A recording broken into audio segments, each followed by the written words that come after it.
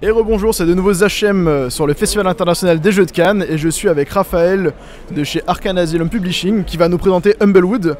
C'est une campagne de financement. Donc Humblewood, c'est un cadre de campagne et une campagne pour la 5e édition du plus grand jeu de rôle, du plus connu en tout cas.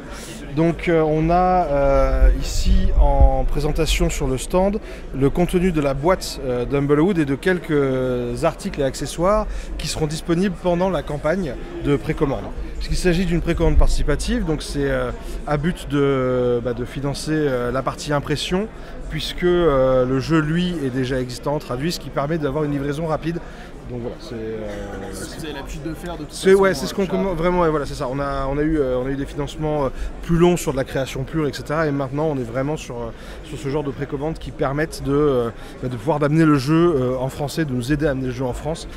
Surtout sur des jeux comme ça où il y a beaucoup d'éléments, c'est toujours plus, je dirais, opportun et plus logique dans ce contexte-là où voilà, ça permet de calibrer les productions, etc. aussi. Et donc, pour Humblewood, il y a donc une boîte qui va contenir notamment le livre de base, qui va contenir un set de cartes et d'autres accessoires, des punchboards, des cartes, on voit toutes les cartes ici, de manière à pouvoir faire la campagne qui est décrite dans Humblewood, qui amène les personnages du niveau 1 à 5 et qui contient toutes les informations pour pouvoir approfondir cet univers de son côté, pour pouvoir créer aussi soi-même ses propres scénarios, etc., en plus de la campagne qui est donnée. Et donc on a aussi, du coup il y a des dés officiels Humblewood, il y a, avec la campagne vous aurez la possibilité de récupérer aussi les figurines, on a notamment un très bel élémental de feu, on a d'autres figurines qui ont été peintes avec amour un peu plus loin, qui présentent les différentes créatures d'Humblewood. Donc on distingue essentiellement deux types de créatures, les oiserons et les humblerons. Les oiserons sont un petit peu la caste dirigeante entre guillemets de la forêt d'Humblewood, alors que les humblerons, eux, sont plutôt on va dire, viva la révolution bientôt. Mais oui, il y a un petit contexte un petit peu comme ça aussi de lutte des classes au sein d'Humblewood. Donc voilà, on sera en financement pour aussi récupérer la peluche. Les superbes cartes, c'est là qu'on en effet avec un effet lenticulaire qui permet d'avoir en fait l'effet de son sort qui se résout devant soi en bougeant la carte. C'est génial ça. C'est top, c'est assez magique. On est tombé très amoureux quand vous avez, donc les cartes sont bien évidemment traduites en français, voilà, on a les cartes VO là maintenant, mais les cartes sont traduites et ce sera dispo en français. Voilà, c'est pour augmenter un petit peu, je dirais, l'immersion lors de ces parties. Moi j'ai fait beaucoup piou-piou avec la boule de feu, mais c'est très personnel. Ouais, c'est la 5e édition, forcément la boule de feu, c'est voilà. Et sinon voilà, ici il y a un deck de sorts qui sont les sorts spécifiques d'Humblewood. Donc vous voyez qu'effectivement il y a du contenu exclusif à la campagne qui sont propres à cet univers là. On a aussi donc toutes les cartes de référence, comme je le disais, les petits stands de personnages en 2D qui sont dans la boîte. Et si on veut aller plus loin, si on aime la figurine, on peut aussi les prendre en 3D, les peindre, etc. Il y aura beaucoup de matériel en plus, petite peluche pour se faire plaisir, pour les enfants notamment. Et on a un cadre de campagne du coup assez complet qui permet de se plonger dans cet univers-là et d'aller à la découverte de qu'est-ce qui se passe dans la forêt, et pourquoi il y a du feu, et pourquoi il y a du chaos et de la corruption qui est là, et explorer, partir à l'aventure dans ce nouveau cadre de campagne. J'ai une petite question du coup, au niveau de l'univers. Alors c'est vrai que c'est très coloré.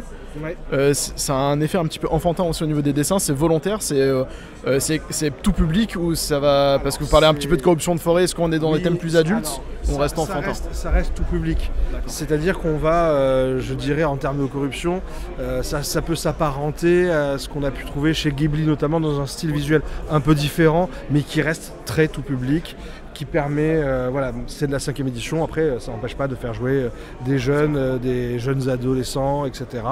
Pour qu'ils puissent aussi partir à l'aventure avec leur personnage, quoi. Voilà. En termes de mécanique, du coup, comme c'est sur de la 5e et que vous avez créé un nouvel univers, vous avez bien sûr proposé des nouvelles races, des nouvelles classes. Est-ce qu'il y en a quelques-unes, peut-être votre favorite que vous pourrez nous parler pour la mettre en avant? En termes de race, moi perso j'ai toujours bien aimé les petits hiboux. Et d'ailleurs ça se voit je crois si on suit un peu si on suit les réseaux sociaux Arcane, j'avoue qu'on voit cette petite préférence un peu apparaître.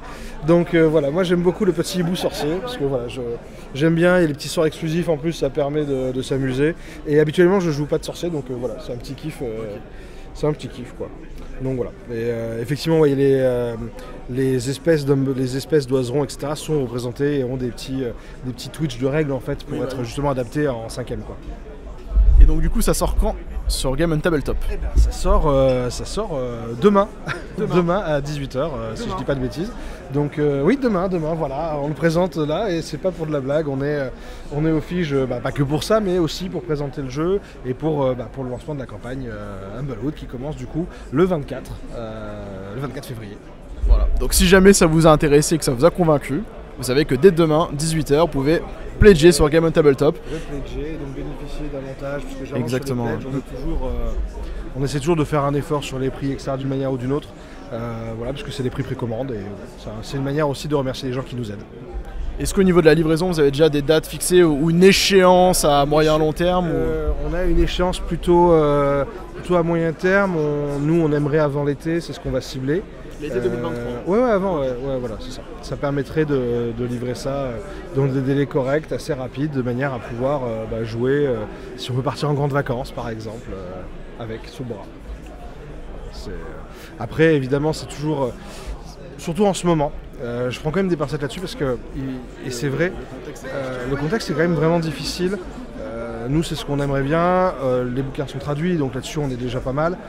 On va pouvoir lancer en impression assez vite après la campagne. Le temps de finir de corriger certaines choses sur la maquette, a priori, mais on est plutôt pas mal. Ce qui va permettre de pouvoir lancer ça. Maintenant, si demain, il y a un souci type transport ou type international, et en ce moment, malheureusement, on sait qu'on est tributaire de ce genre de choses. Mais bon, ce serait du coup, dans ce cas-là, des soucis un petit peu indépendants de notre volonté. Et sur lesquels on n'aurait pas beaucoup de prise.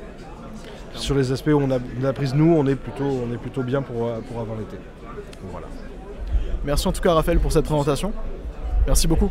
Pas de problème, merci à vous.